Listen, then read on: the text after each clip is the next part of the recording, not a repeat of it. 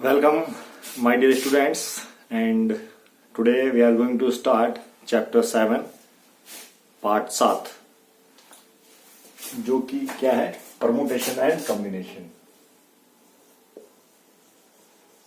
Permutation and combination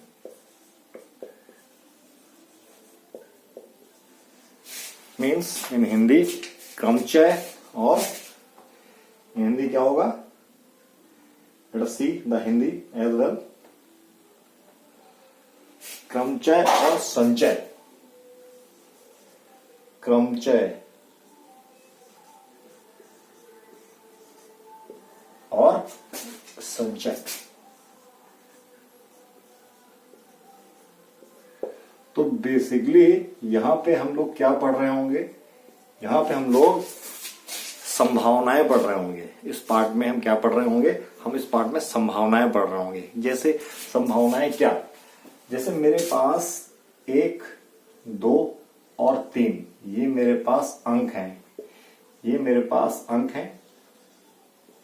तो क्या मैं बता सकता हूं कि मैं इन अंकों का प्रयोग करके कितने 3 डिजिट के अंक बना सकता हूं? मतलब अगर मैं इन अंकों का प्रयोग करूं और मुझसे बोला जाए 3 अंकों का एक डिजिट बनाना है तो कितने बना सकता हूं? तो आप देखो, मैं एक तो बना सकता हूं, 1, 2, 3, 123 एक बना सकता हूं ये, ठीक। मैं एक बना सकता हूं, 2, 1, 3 और बना सकता हूं 2, 3, 1, ठीक। इसी प्रकार मैं और क्या बना सकता हूं? मैं बना सकता हूं 3, 1, 2 और 3, 2, 1। ये मेरे पास 6 संभावनाएं हैं। 6 संभावनाएं हैं। इसी प्रकार अगर मेरे पास अंक 1, 2, 3, 4 हो जाए तो मैं कितने अंक बना सकता हूं? कितने डिजिट बना सकता हूं? तो इसी प्रकार की संभावनाएं पे हम यहां विचार कर रहे होंगे। इसी प्रकार की संभावनाओं पे हम लोग यहां पे विचार करेंगे और कोशिश करेंगे बनाएं। तो देखो, जब मेरे पास 3 डिजिट थे, 3 अंक थे, तो मैंने कुल कितने समीकरण तैयार कर पाए? कौन से समीकरण? जहां पे हम 3 डिजिट के अंक, 3 अंकों के नंबर बनाने की कोशिश कर रहे थे। तो देखो, 1, 2, 3, 4, 5, 6 अंक। इसी प्रकार अगर मैं 4 अंक लेता हूं तो देखो क्या संभावनाएं हो सकती हैं। एक तो 1, 2, 3, 4, दूसरा 1, उसके बाद 4, 3। अच्छा, अगर मैं यहां पे 3 का प्रयोग करता हूं तो 2, 4। अभी मैं इसको अगर मैं 4 का प्रयोग करता हूं तो 2, 3। अभी आप देखना, मैं एक चीज साथ में सोचता भी जा रहा हूं यहां पे। क्या? जब मैंने अंक बनाए, ये मैंने 1 का प्रयोग करके यहां पे 6 संभावनाएं बना दी। 6 संभावनाएं बना दी जब मैंने 1 को पहले नंबर पे यूज किया। इसी प्रकार अगर मैं 2 को यूज करता तो 6 संभावनाएं और बनाता। अगर मैं 3 को पहले यूज करता तो 6 संभावनाएं और बनाता। और अगर मैं 4 को पहले यूज करता तो मैं 6 संभावनाएं और बनाता। अगर मैं 4 को यूज करता तो 6 संभावनाएं और बनाता।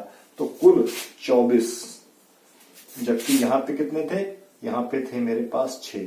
तो आपने देखा कि जैसे जैसे मैं अंक बढ़ाता जा रहा हूं, मेरे पास समीकरण बदली होती जा रही है, ठीक है। यहां पे मैंने क्या जैसे बनाया है, तो मैंने देखो सारी संभावनाएं छोड़ी नहीं है। मैंने सबसे छोटा अंक लिया पहले, उसके बाद छोटे से बड़ा लेता गया, फिर उससे छोटा बड़ा लिया और छोटे से बड़ा लेता गया। पहले सबसे छोटा अंक लिया, फिर उससे बड़ा अंक बनाया, फिर रिपीट किया, फिर उससे बड़ा लिया, रिपीट किया, फिर उससे बड़ा किया, फिर रिपीट किया, और ऐसे मैं अंक बनाता जा रहा हूं। यहां पे एक बात की मैं ध्यान रख रहा हूं कि मेरे अंक की आवृत्ति बार बार नहीं हो रही है, रिपीट नहीं हो रहे हैं। हैं, उनकी पुनरावृत्ति नहीं हो रही है। ठीक है, उन अंकों की पुनरावृत्ति नहीं हो रही है। तो पुनरावृत्ति होगी तो हम अलग केस बनाएंगे। तो यहाँ पे हम इसी प्रकार के प्रश्न को हल करने वाले हैं। जैसे आगे देखते हैं, क्या आगे देखते हैं हम लोग। तो इस पार्ट में हम आगे देखेंगे गणना का मूलभूत सिद्धांत। गणना का मूलभूत सिद्धांत मतलब गणना का मूलभूत सिद्धांत अगर मैं बात कर रहा हूं तो या तो हम प्लस कर रहे होंगे या मल्टीप्लिकेशन कर रहे होंगे। हम यहां पे ये देखने वाले हैं, या तो हम प्लस कर रहे होंगे या मल्टीप्लिकेशन कर रहे होंगे। क्या मतलब हुआ? मतलब ये हुआ, अगर हम विभिन्न प्रकार की घटनाओं को घटने के बारे में एक संख्या तलाश रहे होंगे। जैसे कि अगर मेरे पास कोई काम करने के मेरे पास 3 पेंट हैं। मेरे पास अगर मैं पेंट की बात करूं, पेंट कितने हैं? मेरे पास 3 पेंट हैं। कितने पेंट हैं? 3 पेंट हैं। अच्छा, अब मैं बात करूं शर्ट, मेरे पास 6 शर्ट हैं। तो अगर आप देखना, मैं यहाँ पे इस पैंट को कितने तरीके से पहन सकता हूं। मैं इस पैंट को, ये घटना है, यहाँ पे हम डिफाइन कर रहे हैं, ये एक घटना है। पैंट की पहनना एक घटना है। तो या तो मैं, अगर मैं इसको नाम देता हूं P1 P2 P3, या तो मैं P1 पैंट पहन रहा हूँ, या तो मैं P2 पैंट पहन रहा हूँ, या तो मैं P3 पैंट पहन रहा हूँ। ऐसे ही अगर मेरे पास 6 शर्टें हैं तो या तो मैं S1 शर्ट पहन रहा हूँ, या S2 शर्ट पहन रहा हूँ, S3 पहन रहा हूँ, S4, S5 या S6, मैं ये शर्टें पहन रहा हूँ। ठीक है, अब अगर मुझसे कोई बोले कि मैं पैंट कितने तरीके से पहन सकता हूँ, पैंट पहनना एक घटना है, तो या मेरे पास देखना, मेरे पास आवृत्ति किसकी हो रही है? या मतलब और, या तो मैं P1 पहनूंगा, या तो P2 पहनूंगा, या मैं P3 पहनूंगा। पैंट पहनना एक घटना है। ये घटना कितने तरीके से पूरी की जा सकती है? तो ये घटना हमारे पास 3 तरीके से पूरी की जा सकती है। ऑल्दो आपको ये पता है, आपको पता है कि हम यहाँ पे प्लस करेंगे, हमारे पास 3 तरीके से हो सकता है, लेकिन यही हमको पढ़ना है यहाँ पे, क्योंकि जब आगे जब प्रश्न टफ बनेंगे, कठिन बनेंगे, तब आपको ये आसानी होगी समझने में। ठीक है, तो अभी हम ये पैंट 3 तरीके से पहन सकते हैं। इसी प्रकार अगर शर्ट की पहनने की घटना को अंजाम दिया जाए तो या तो मैं 2 शर्ट तो कोई पहनूंगा नहीं, मैं एक ही शर्ट पहनूंगा, S1 या S2 या S3। ठीक, ये आप नहीं कहेंगे कि मैं 2 शर्ट एक साथ पहन लूंगा, है? तो मैं ये 6 तरीके से पहन सकता हूं। लेकिन अगर मुझे एक पैंट के साथ शर्ट भी पहननी है, देखो यहाँ पे या की आवृत्ति हो रही है, या की आवृत्ति हो रही है, या तो मैं S1 पहनूंगा, या S2 या S3 या S4, मतलब और या मतलब इन इंग्लिश और। तो मैं यहाँ पे प्लस का सिद्धांत लगाऊंगा, गणना का जोड़ का सिद्धांत लगाऊंगा। जबकि अगर मैं पैंट पहनने की घटना और शर्ट पहनने की घटना एक साथ करूं तो मेरे पास कितने ऑप्शन बन सकते हैं? तो देखो, और मतलब अगर मैं पैंट और शर्ट, अब और भी मेरे पास आ गया है, क्या आ गया? अगर मैं पैंट और शर्ट, अगर मैं पैंट की पहनने की घटना और शर्ट पहनने की घटना को एक साथ अंजाम देता हूं, तो अब आप देखें, अगर मैं पैंट पहनने की घटना को और शर्ट पहनने की घटना को एक साथ अंजाम देता हूं, तो अब आप देखो, अगर मेरे पास मैंने पैंट पहनने की घटना को अंजाम दिया P1, तो मेरे पास कितने ऑप्शन हो सकते हैं? मैं उसके साथ ये शर्ट भी पहन सकता हूं, मैं उसके साथ ये शर्ट भी पहन सकता हूं, मैं उसके साथ S3 भी पहन सकता हूं, मैं उसके साथ S4 भी पहन सकता हूं, मैं उसके साथ S5 भी पहन सकता हूं, मैं उसके साथ S6 भी पहन सकता हूं। ओके, तो अगर मैं पैंट 1 के साथ 6 शर्ट पहनता हूं तो ये घटना हमारे पास 6 तरीके से पूरी हुई। ऐसे ही P2 के साथ भी 6 केस बनेंगे और P3 के साथ भी 6 केस बनेंगे। ठीक है, तो जो यहां पे ये कार्य 3 तरीके से पूरा हो रहा था, यहां पे ये कार्य 6 तरीके से पूरा हो रहा था। लेकिन जब हमने ये कार्य इस तरीके से पूरा किया तो टोटल हमारे पास 18 तरीके आए। 18 तरीके आए। तो क्या मैं जो पैंट पहनने की एक अलग घटना थी और शर्ट पहनने की दूसरी अलग घटना थी, तो जितने तरीके से पैंट पहनी जा सकती थी और जितने तरीके से शर्ट पहनी जा सकती थी उनको मैं गुणा कर देता तब भी तो मुझे 18 ही मिलता।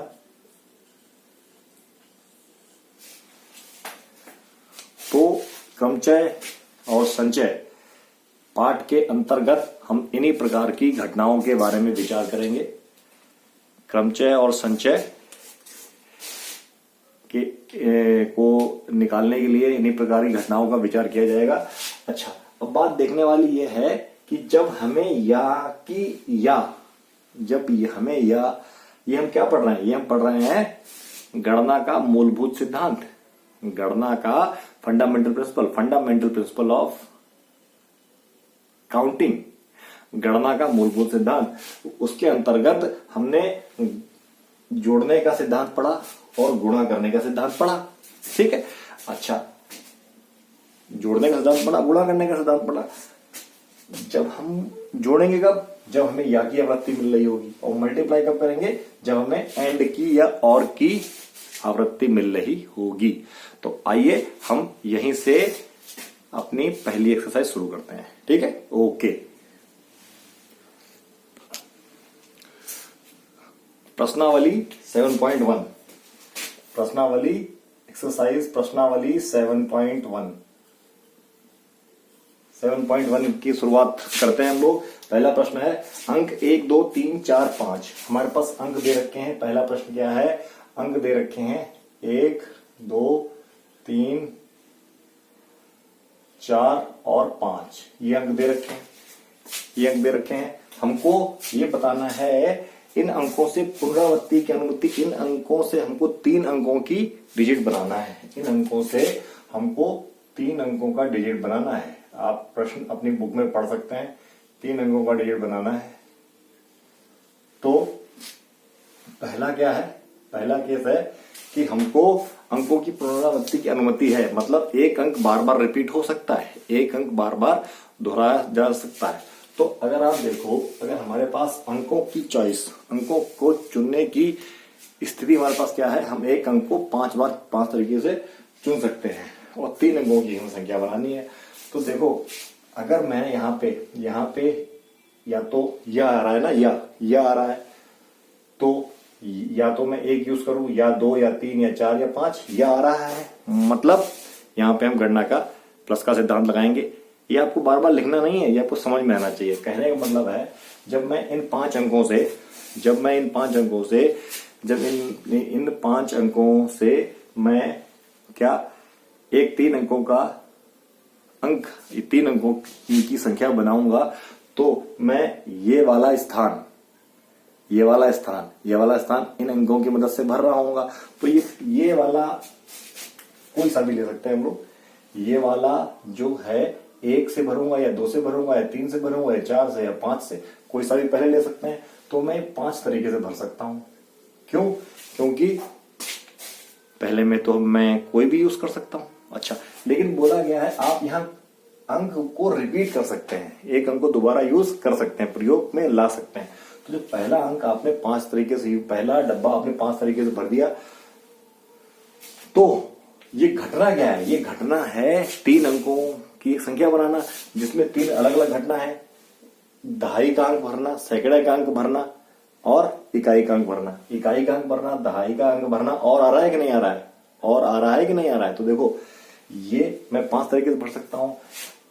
अच्छा, मैं अंकों को पुनरावृत्ति कर सकता हूं, कर सकता हूं कि नहीं कर सकता हूं? अंकों की पुनरावृत्ति की अनुमति है, पहले पार्ट में, पहले क्वेश्चन में अनुमति है, तो ये भी मैं कर सकता हूं 5 तरीके से, और ये भी मैं 5 तरीके से भर सकता हूं।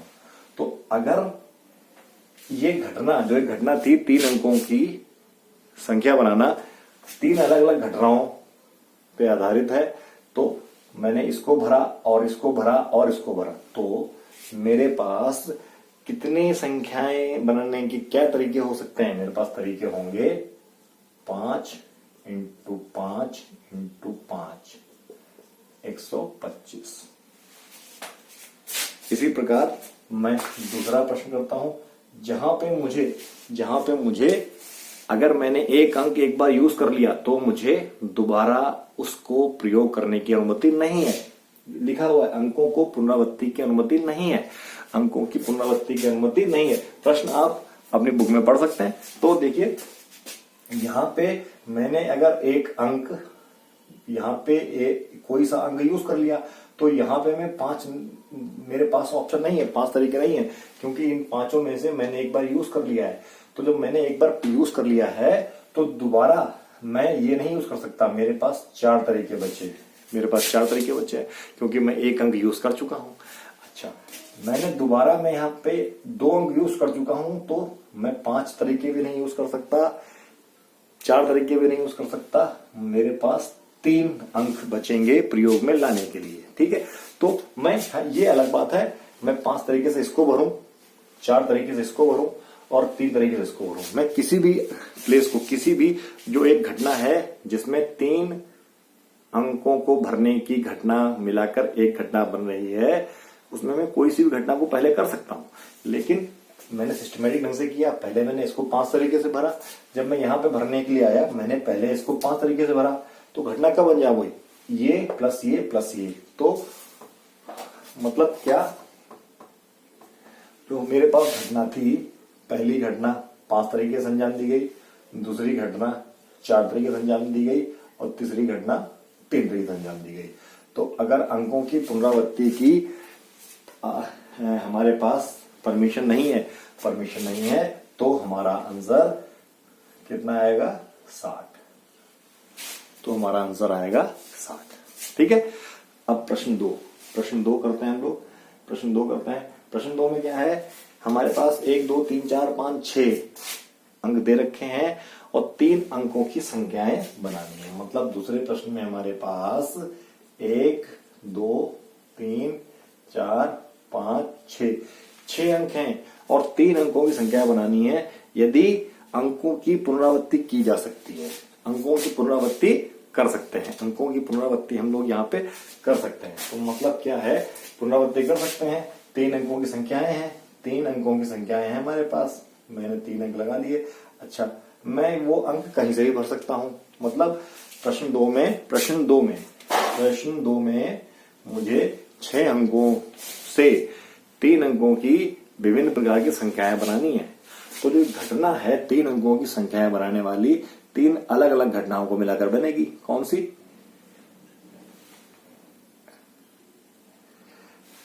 इकाई का अंक भरना, दहाई का अंक भरना और सैकड़े का अंक भरना।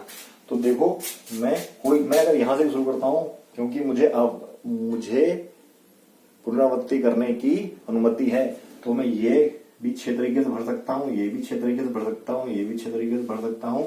और क्योंकि तीनों घटना इस तरीके से हो रही है, तो आंसर मेरे पास आ जाएगा 6 क्यूब, जो कि क्या होता है? 216, जो होता है 216। अब बात करते हैं प्रश्न 3 की। प्रश्न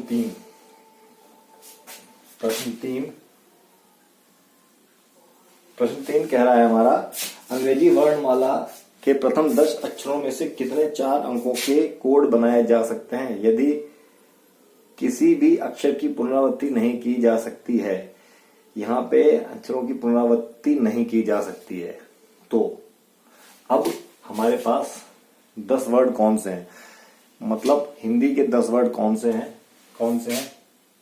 A B C D E F G H I J ये हमारे पास 10 वर्ड हो गए। हमें इन 10 लेटर से कुछ कोड बनाने हैं जिसमें हम लोग कोड को 4 डिजिट का बनाएंगे। कैसे बनाएंगे? कोड को हम लोग 4 डिजिट का बनाएंगे और कोई भी लेटर 2 बार नहीं आना चाहिए। तो जो ये घटना है, 4 शब्दों 4 अल्फाबेट से कोड बनाना की घटना 4 अलग अलग घटनाओं से बन रही है। पहला स्थान भरना, दूसरा स्थान भरना, तीसरा स्थान भरना, चौथा स्थान भरना। चारों स्थान भरने की घटनाओं को मिला के एक 4 अल्फाबेट का कोड तैयार करना है। तो पहला कोड, क्योंकि हमारे पास जो ये लेटर हैं 10 हैं और हम इसकी आवृत्ति कर नहीं सकते, हमको परमिशन नहीं है कि हम इसको पुनः एक अल्फाबेट को यूज करके पुनः यूज करें, पुनः प्रयोग में लाएं। तो देखो, पहला जो मेरे पास स्थान है वो मैं 10 तरीके से भर सकता हूं। क्या ये मैं 10 तरीके से भर सकता हूं दूसरा स्थान? नहीं, मैं दूसरा स्थान 10 तरीके से नहीं भर सकता। दूसरा स्थान भरने के लिए मुझे 9 तरीके बचेंगे, क्योंकि मैं एक यूज कर चुका हूं।